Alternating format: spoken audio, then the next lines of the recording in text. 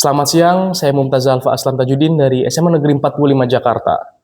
Hari ini, terima kasih sebelumnya atas kesempatannya. Hari ini, izinkan saya untuk menyampaikan argumentasi saya sebagai pihak oposisi untuk menegaskan bahwa adopsi mekanisme student loan di Indonesia adalah langkah yang keliru, berbahaya dan tidak sesuai dengan realitas struktural negara ini. Sebelum saya masuk ke argumen, izinkan saya menegaskan apa yang saya dukung dan apa yang saya tentang. Saya mendukung perluasan akses pendidikan yang merata bagi seluruh rakyat Indonesia. Dan saya mendukung penguatan beasiswa, subsidi pendidikan berbasis negara, dan reformasi alokasi anggaran pendidikan. Yang saya tentang adalah pengalihan tanggung jawab negara kepada individu melalui mekanisme utang, yakni student loan, yang secara sistemik akan menciptakan generasi terjerat beban finansial sejak dini.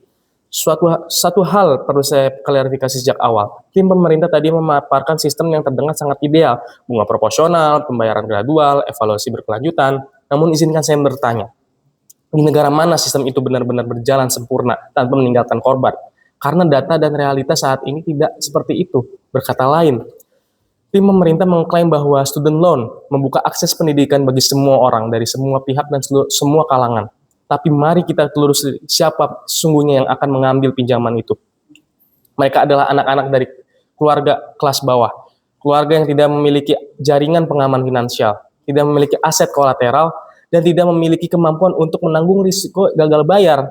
Ketika seorang anak dari keluarga miskin mengambil student loan, ia tidak sekadar meminjam uang, ia mempertaruhkan seluruh masa depan ekonominya di atas lembar kertas utang.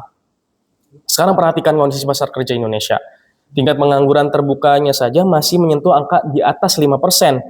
Dan yang lebih kritis lagi, lebih dari 57% tenaga kerja Indonesia terserap di sektor informal yang tidak memberikan kepastian terhadap pendapatan tetap. Artinya apa? Artinya mekanisme pembayaran gradual melalui pemotongan gaji yang dijanjikan tim pemerintah hanya berlaku bagi mereka yang berhasil masuk sektor formal. Sementara mayoritas justru tidak akan masuk ke sana. Lalu apa yang terjadi pada mereka yang gagal mendapat pekerjaan formal? Bunga terus berjalan, cicilan terus menumpuk, dan mereka yang sejak awal berasal dari keluarga yang paling rentan justru yang menjadi paling terancam.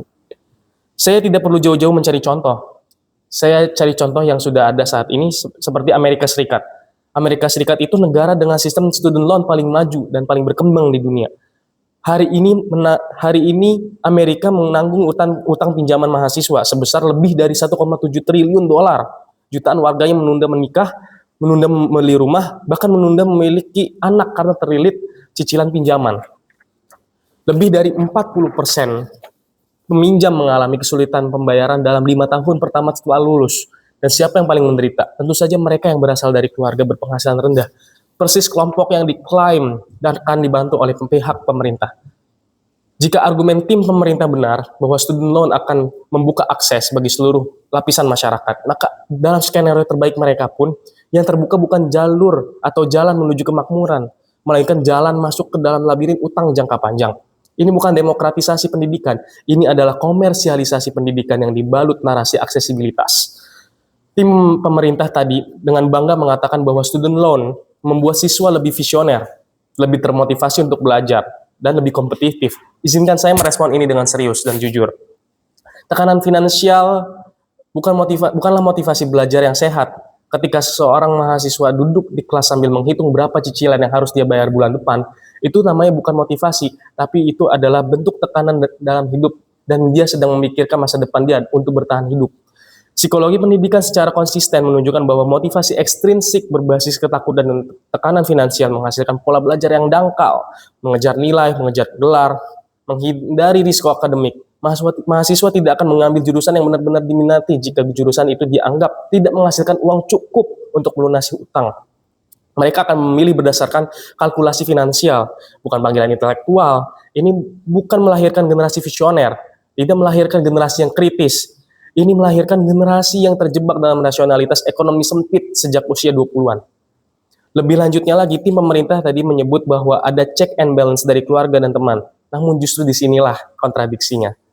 Anak-anak dari keluarga kelas bawah tidak memiliki jaringan dukungan yang kuat seperti itu. Orang tua mereka pun sedang berjuang secara ekonomi. Ketika tekanan finansial dari student loan bertemu dengan ketidakstabilan sosial ekonomi keluarga, yang muncul bukanlah ketahanan mental, justru adalah krisis.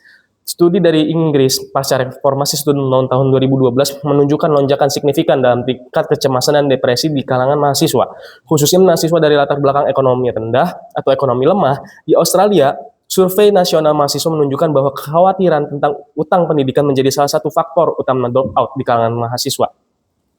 Di kalangan mahasiswa generasi pertama dan keluarga berpenghasilan rendah. Ironisnya, mereka yang paling membutuhkan pendidikan justru yang paling banyak yang mundur karena tidak tahan menanggung beban psikologis utang tersebut. Argumentasi tim pemerintah tentang perkembangan siswa yang lebih baik justru membuktikan sesuatu yang bertentangan dengan tujuan mereka sendiri. Sistem yang menggunakan utang sebagai motivasi belajar tidak melahirkan pelajar yang lebih baik. Ia melahirkan individu yang lebih takut, lebih sempit orientasinya, dan lebih rentan secara mental. Pendidikan yang sejatinya harus membebaskan, harusnya membebaskan, bahkan malahan membelenggu. Sebelum saya tutup, izinkan saya menjawab satu hal penting yang disampaikan tim pemerintah, bahwa beasiswa tidak cukup karena elitis dan kapasitasnya terbatas. Saya sepakat bahwa sistem beasiswa kita perlu diperbaiki, tapi jawabannya bukanlah mengganti dengan sistem utang. Jawabannya adalah memperbaiki dan memperluas sistem beasiswa itu sendiri, mereformasi alokasi anggaran pendidikan yang dijamin konstitusi sebesar 20%, dan memperkuat Kartu Indonesia Pintar serta jalur afirmasi. Karena pertanyaan mendasar bukan soal bagaimana rakyat membiayai pendidikan mereka sendiri. Pertanyaan mendasarnya adalah sejauh mana negara bertanggung jawab atas hak pendidikan warga negaranya. Dan jawaban saya tegas, negara tidak boleh melarikan diri dari tanggung jawab itu dengan menyodorkan kontrak utang kepada rakyatnya yang paling membutuhkan. Untuk semua alasan ini, saya dengan tegas menolak mosi ini. Sekian dari saya, terima kasih.